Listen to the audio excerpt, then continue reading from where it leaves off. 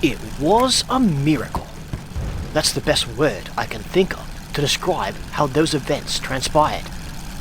There's no other explanation. By all rights, we were done for. But we had ourselves a proper miracle. And I, Will Kerman, am here to give my account.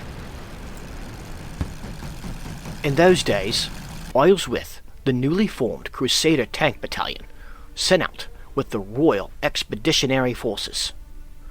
We were deployed across the Channel to help bolster the defenses of our ally. Right after the fascists declared war on the Kropolskis, the Allied nations responded and declared war on the fascists. Now, I know what you're all thinking. That sounds a lot like how the first Kerbin conflict started.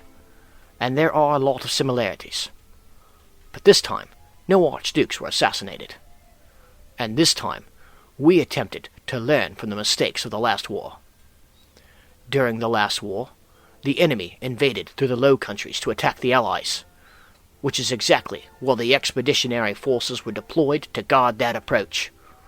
And it's also why our ally, Krance, built a line of defensive fortifications. We were going to be ready this time. And it wasn't long after the war started that the fascists occupied the land of the Kropolskis. Then, we entered into a period of time we called the Phony War. Technically, we were at war, but not much was going on. We were not ready to attack the enemy, nor were they ready to attack us. Many hoped that this would be it. But the worst was yet to come. In hindsight, there were clues as to how the fascists were intending to make their attack. But for various reasons, those were overlooked or downright ignored. We were correct in thinking that the attack would come to the Low Countries. After all, that's what happened last time. But what we got terribly wrong was thinking that the enemy wouldn't try to move his mechanized forces through the forest. This section of our defensive line was only lightly guarded. Moving tanks and other mechanized equipment through the dense forest seemed impossible. And to be sure, the enemy had a difficult time doing it. But it worked well enough that they were able to smash through the weakest part of our front line. Then, the enemy attempted to exploit their breakthrough. But my unit initiated a counterattack, which started working rather well, to be honest, and our tanks had some pretty tough armor, and the enemy tanks were having a difficult time penetrating it. Now, I don't want to minimize the efforts of our friends in the air. The Royal Air Force was holding its own up there. They were able to buy us some crucial time to maneuver. However, we did not in any way have control of the skies, and the enemy was doing a pretty good job of coordinating the air and ground units, giving us a pretty rough time of things.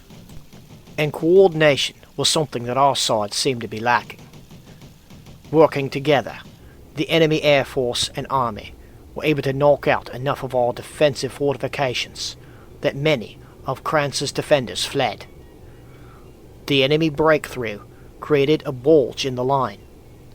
The plan was for us to counterattack in the south, while our allies, with their armor, attacked north. Then we could link up and cut off the enemy's attack. But our allies never seemed to be able to counterattack with any kind of concentrated force. Thus, the enemy was able to hold their line. This left my unit, and the rest of the REF, and several divisions from Krance, in quite the predicament. We were cut off from the bulk of the army. But making the situation even worse was the enemy was driving towards the coast, so that we would be completely surrounded, unable to even retreat to the channel for a naval pickup. The enemy's quick breakthrough enabled them to surround many of Krance's divisions. One of the enemy's generals was pushing remarkably quickly. They were advancing both day and night. Within just 10 days, the Royal Expeditionary Force and the rest of the northern forces were cut off from the rest of the country. Apparently, there had been a plan made for a breakout through the enemy's lines, However, as our luck would have it, the only general in the north who knew of the plan ended up in a car accident. This didn't stop us from trying to make a breakout, though. The enemy's coastal advance was pretty narrow, and we still had a lot to work with. We were able to achieve some success initially, as we had an element of surprise. But our communication was just not very effective, and although our tanks could stand up to the enemy's quite well, the enemy's anti-aircraft guns proved to be an effective anti-tank weapon as well. This ended up putting a quick stop to our attempts at a breakout. It was at this point we were ordered to make a retreat. We were to begin making our way to the coast so that our ships could pick us up and take us back across the channel. And the fact that this even worked out was a miracle. I'm talking about a massive evacuation of the RAF, plus as many soldiers from Krance and even a couple brigades of Kropolskis. The enemy desperately wanted to capture us, but they didn't have enough forces available to push our position. And then the 3rd Royal Tank Regiment did a smashing job delaying the enemy near Calais. And, as I would later find out, the fascist high command had given their troops an order to halt. Had the enemy kept advancing at the pace they had been, I most likely would have ended up as a prisoner. All these little things kept happening that have me convinced, to this day, that this was a miracle. Our high command had planned Operation Dynamo. This was our evacuation from the beaches and harbour of Kirkdun. Just 16 days after the Battle of Krance had started, we began our retreat back across the channel.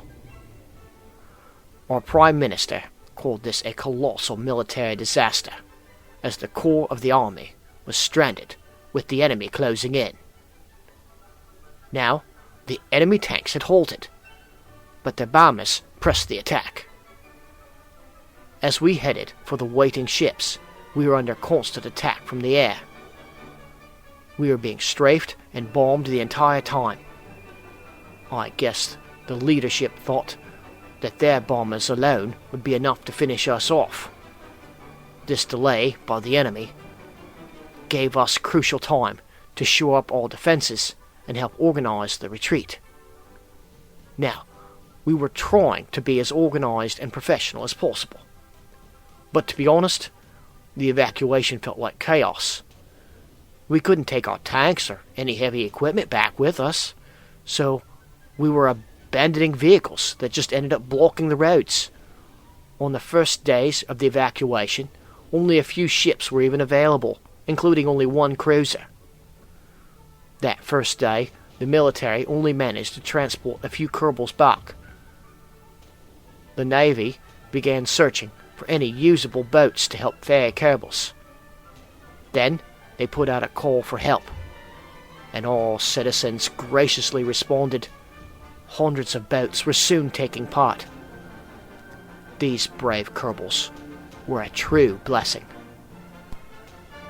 The enemy bombers kept trying to come for us.